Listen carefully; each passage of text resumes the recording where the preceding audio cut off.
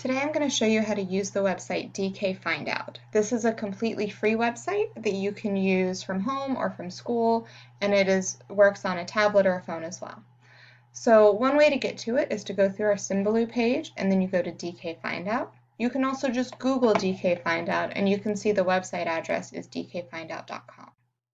So over here, you can search for a specific topic, or if you're not really sure what you want, you can come down here and just browse.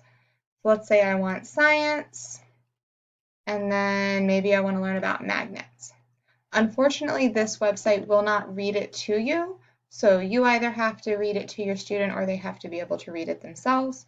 But you can see it is a very short article about the topic. It also gives you a picture, and you can click on the different topics and it'll tell you more about the different parts of the picture.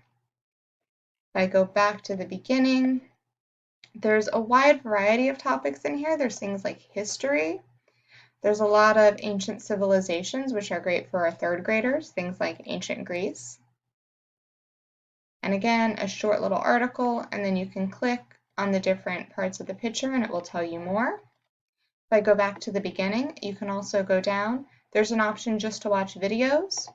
There's also a quizzes option and fun facts. Quizzes are supposed to be fun things they'll ask you questions on. So you can see all the different quizzes. Students can read the article and then take the quiz. Let's say I want to take a dinosaurs quiz. It'll ask you questions like dinosaurs with long horns and neck frills belong to a group called the Cereopasians. That's how you say that. And then your students can click through true or false. You can see it's an easy to use website where they can learn about a wide variety of topics.